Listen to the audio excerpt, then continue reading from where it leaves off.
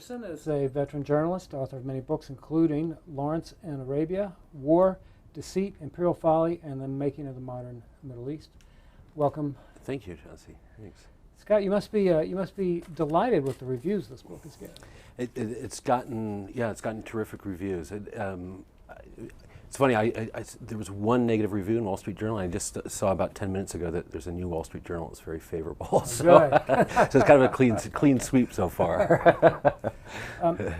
What drew you to the subject of T.E. Lawrence, Lawrence of Arabia? It just would seem to be a played out subject. Yeah.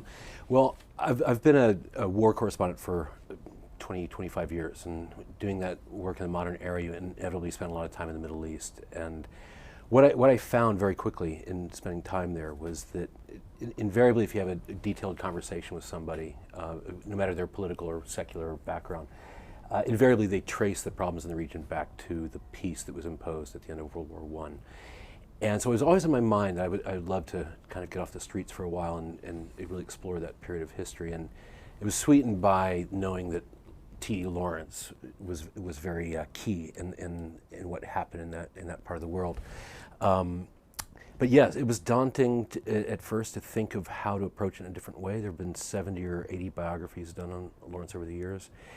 And I kind of had this little epiphany finally in imagining what I could do differently. And it was looking at, how did this 28-year-old Oxford scholar without any military training go off to Arabia and become a battlefield commander for the rebels? And it occurred to me that part of the answer is that no one was really paying much attention. This was in the midst of World War I. Mm-hmm. The British and the French were completely preoccupied with what was happening on the Western Front and in France and Belgium. So if this eccentric guy could go off to Arabia and cause problems for their Turkish enemy, well, go to it. And so he was able to do this with very little adult supervision. And once I realized that about Lawrence, I found this kind of a similar cast of characters from other countries that with very similar bios to Lawrence. Now, what is the problem? Was it the hubris of imperialism that the powers thought they could just impose? Yes, I think in a nutshell, I think that's what it is. It's also important to remember that at this time, oil was just becoming a huge international commodity, but we were just at the cusp of that happening. But there wasn't any oil discovered in the Middle East. They had just discovered about 10 years before World War I in Basra in southern Iraq. But in the Arabian Peninsula, there was no sign of it. So there was no real strategic consideration given to events in what we think of as the Middle East, anything west of Iraq. This was just a fly-blown sand pit. And so the European powers really gave very little thought to and the arrogance of the Western powers of really not caring what the indigenous people wanted anyway. So decisions were made really blithely. Did you discover anything about Lawrence himself that is counter to the myth, significantly counter to the myth? Significantly counter to the myth, I wouldn't say no. I mean, I think Lawrence has been such a contentious figure in history. There are people who absolutely canonize and idolize him, and then there are people who denigrate him in any way they can. And there's really has been these kind of dueling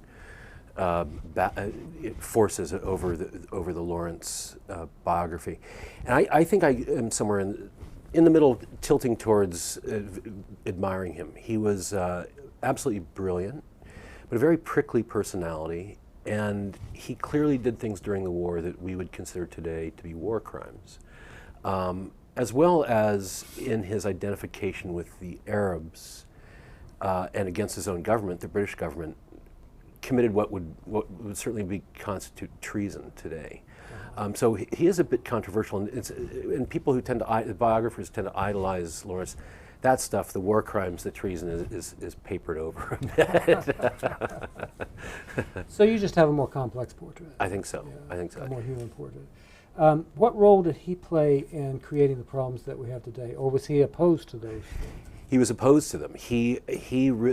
Lawrence was incredibly prescient about what was coming. He had spent time in the Arab world prior to World War I, and he really had come to understand the way Arab society worked.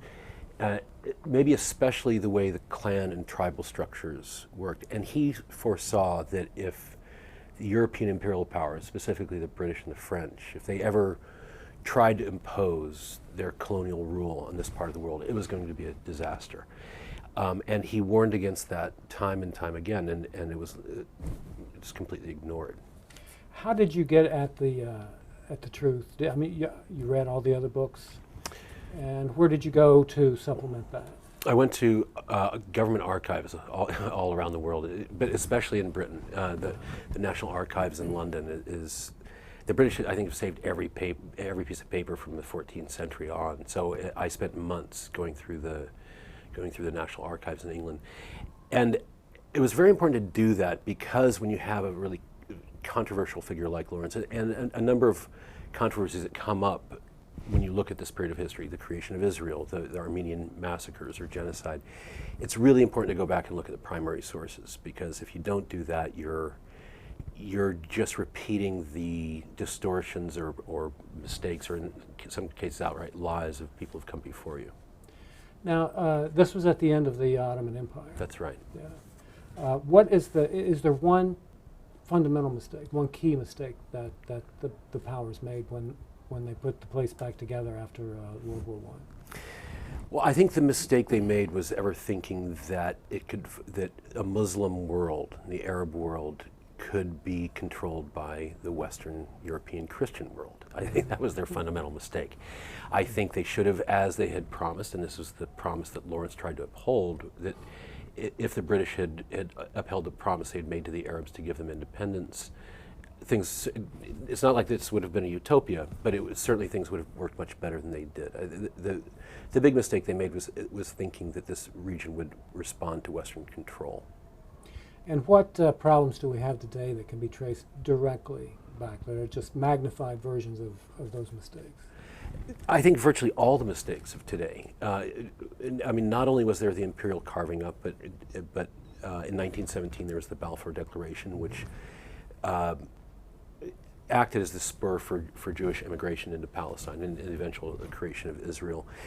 And the reason I say I think you can trace almost all of it back is that what you're seeing now in the so-called Arab Spring and the upheavals that have happened over the past 3 years is that the region is really reverting back to what it looked like in the Ottoman Empire and prior to Western involvement. Iraq today is essentially 3 countries, and it's the same 3 countries that were what they call vilayets or administrative districts under the Ottomans. Libya also. Libya today is essentially 3 countries, and again, there were 3 Libyan Ottoman vilayets. Is that tribalism? Would you call it tribalism? Or it's tribalism and it's sectarianism. It's. I mean, there's a huge tribal component. I mean, there's clan and tribe, but then above that, I think it also comes down to religion. It's Shia, Sunni, Kurd, and ethnic. In addition to political and economic imperialism and hubris, was there the assumption that our way, nationalism, is better inherently than their way, which is tribalism and sectarianism? Yes, I think so, and I think that what was happening at that time, nationalism was spreading all around the world, of course, at the dawn of the 20th century, and had started to infect the Arab world, but it tended to be sort of urban elites more, and so I think that if you've paid too much attention to what those people imagined for the place, you were really missing what was happening, the undercurrent, the tribal and clannish undercurrent of the region. We continue to make the same mistakes, right? We go into Iraq or Afghanistan or somewhere and assume we understand them, and we really don't. Absolutely, yeah. Absolutely. Do you see any hope for the future, that we can be more intelligent in the way that we deal with these parts of the world? I don't know if I mean our batting average is pretty bad.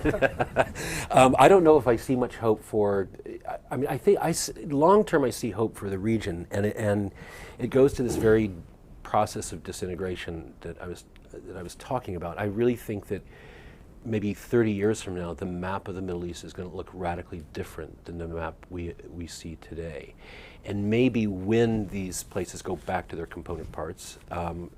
And we've seen that in the former Yugoslavia. The Balkans were always a trouble spot, and now that everybody is in their own little mini state, they seem happier. And so maybe that's all we can hope for in the Arab world. Okay. Scott Anderson, Lawrence in Arabia, War, Deceit, Imperial Folly, and the Making of the Modern Middle East. Thank you for being with us. Thank you. My pleasure. Thanks a lot.